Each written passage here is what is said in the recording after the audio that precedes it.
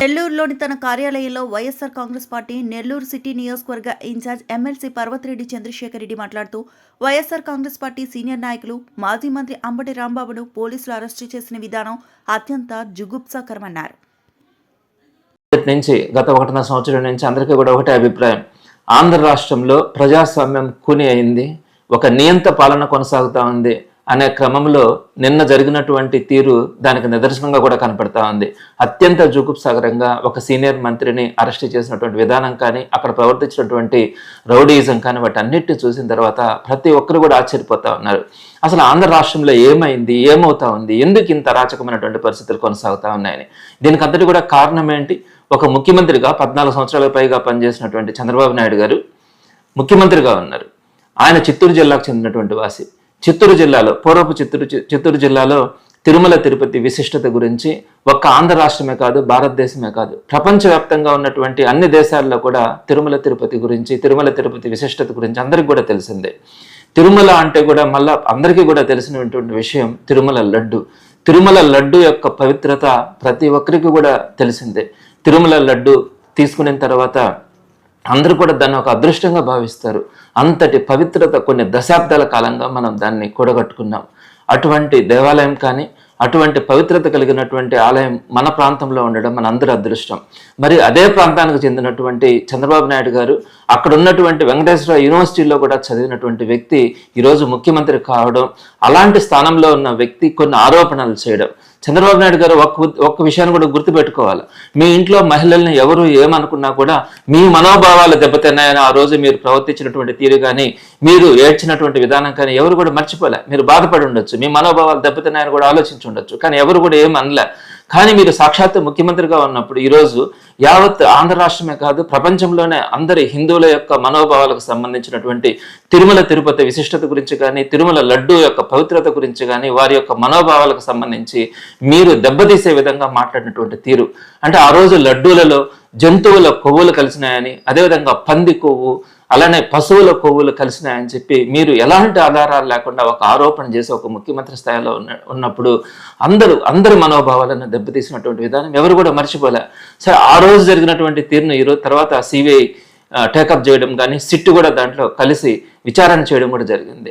దానికి సంబంధించి అన్ని ల్యాబ్ రిపోర్ట్స్ కూడా ఈరోజు విడుదలైన తర్వాత ఈరోజు అందరూ కూడా ఊహించింది అట్లాంటివి ఏమీ జరిగే అవకాశాలు కూడా ఉండవు. అలాంటి పాప పనులు ఎవరు కూడా చేసే అవకాశం లేదు. అలాంటి వస్తువులు కొనడం కూడా, తీసుకురావడం కూడా కష్టమే. నెయ్యి దొరికే అవకాశం ఉంటుంది, కానీ ఇలాంటివి కలపడం కూడా ఏ ఒక్కరు కూడా చేసే పరిస్థితి ఉండదు. అలాంటిది ఈరోజు ఆ ల్యాబ్ రిపోర్టుల్లో స్పష్టంగా మనకి నివేదికల్లో తెలిసింది.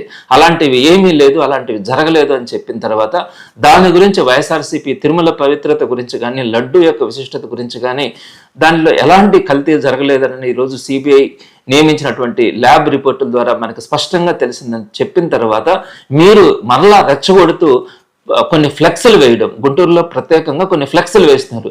లేదు, తిరుమల తిరుపతి లడ్డూల్లో ఈ కల్తీలు జరిగినాయి, ఇది వాస్తవం అని చెప్పి మీరు చెప్పినారంటే ఎక్కడైనా కూడా ఫ్లెక్స్లు ఎందుకు వేసుకుంటామండి? మన ఆత్మగౌరవం పెరగడానికి కానీ, 10 మంది సంతోషపడడానికి ఫ్లెక్స్లు వేసుకుంటారు.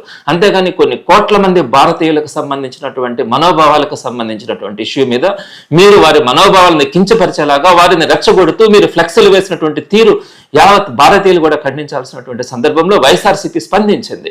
అక్కడ ఉన్నటువంటి అంబటి రాంబాబు గారు అక్కడికి వెళ్ళి ఈ ఫ్లెక్స్లు తీసేయండి అని చెప్పినారే కానీ ఆయన ఎక్కడో కూడా వాటిని తొలగించినటువంటి పరిస్థితి కూడా లేదు. ఆ తర్వాత రోజు ఆయన మళ్ళా అక్కడ ఉన్నటువంటి వెంకటేశ్వర స్వామి దేవాలయంలో పూజలు నిర్వహించి ఇలాంటి అపవిత్రమైనటువంటి పనుల్ని క్షమించి ఈ రాష్ట్రాన్ని కాపాడమని చెప్పి ఆయన దేవుడికి మొక్కుకొని తిరిగి వస్తా ఉంటే అక్కడ ఉన్నటువంటి టీడీపీ మోకలు, రౌడీలు, గంజాయి బ్యాచ్ల ద్వారా మీరు ఆయన మీద తిరుగుబాటు చేయించి చెప్పులతో, చాట్లతో మీరు ఆయన్ని కొట్టించడానికి ప్రయత్నించి ఆయన హత్యాయత్నం ప్రయత్నం చేసినారు. అక్కడ ఉన్నటువంటి పోలీసుల సాక్షిగా పోలీసులు అందరూ చూస్తుండగానే వీటన్నిటినీ కూడా గుంటూరులో ఉన్నటువంటి టీడీపీ మోకలు చేసినటువంటి తీరు అందరం కూడా చూసినాం. అయితే ఎక్కడ కూడా అంబటి రాంబాబు గారు వాటన్నిటి కూడా ఎక్కడ కూడా బెదరకుండా ముందుకు సాగుతా ఉన్న క్రమంలో ఆయన్ని పోలీసులు అడ్డగించుకొని పోలీసు జీపులో ఎక్కించిన తర్వాత కూడా ఆయన ఉన్నటువంటి వెహికల్ని అడ్డగించుకొని దాన్ని రాళ్లతో కొడతా ఉన్నప్పుడు ఆయన ఆవేశంగా పైకి లేచి కొన్ని మాటలు మాట్లాడడం కూడా జరిగింది అక్కడ ఉన్నటువంటి వారిని ఉద్దేశించి. అయితే వాటిని వక్రీకరించి చంద్రబాబు నాయుడు గారిని తిట్టినారని చెప్పి మీరు మాట్లాడిన తర్వాత ఆయన మళ్ళీ తిరిగి ఇంటికి వచ్చిన తర్వాత నేను చంద్రబాబు నాయుడు గారి గురించి మాట్లాడలేదని చెప్పి ఆయన స్వయంగా ఒక ప్రెస్ మీట్ పెట్టి మాట్లాడినటువంటి విధానం కూడా నిన్న చూసినాం.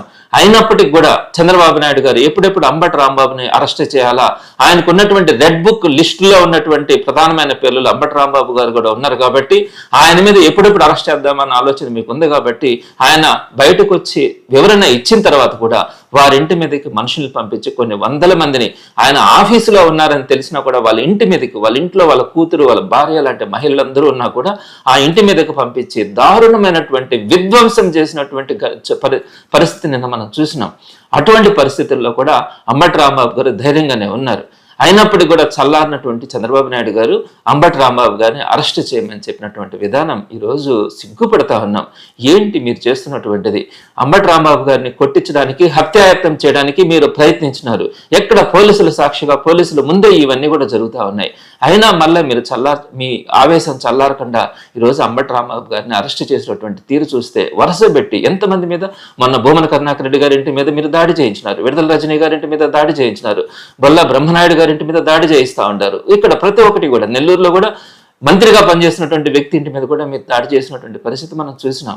ఇలా వరుస పెట్టి అందరి మీద దాడులు, మీరు చంపడానికి ప్రయత్నించడం, అరెస్టులు చేయడం, తీసుకెళ్లి జైలులో పెట్టడం, ఇంతటి అరాచకమైనటువంటి పరిపాలన మనం భారతదేశంలో ఏ రాష్ట్రంలో కూడా ఏ టర్మ్లో కూడా చూడలే. మరి ఇట్లా ఈరోజు మనం ఇటువంటి పరిస్థితులు చూస్తూ ఉన్నాం. అయినా కూడా చంద్రబాబు నాయుడు గారు ఒకటే గుర్తుపెట్టుకోవాలా, ఇలాంటి కేసులకు కానీ ఇలాంటి బెదిరింపులకు కానీ వైఎస్ఆర్సీపీ ఏ రోజు కూడా బెదిరే ప్రసక్తే ఉండదు. జగన్మోహన్ రెడ్డి గారి ఆదేశాల మేరకు, జగన్మోహన్ రెడ్డి గారు చెప్పినటువంటి మాటల మేరకు ప్రజల పక్షాన పోరాటంలో వైఎస్ఆర్సీపీ ఎప్పుడు కూడా ముందే ఉంటుంది. ఇటువంటి బెదిరింపులకు కూడా ఏ ఒక్కరు కూడా వైఎస్ఆర్సీపీ నాయకుడు పారిపోయే పరిస్థితి ఉండదు. ప్రజల తరపున, ప్రజల పక్షాన, ప్రజల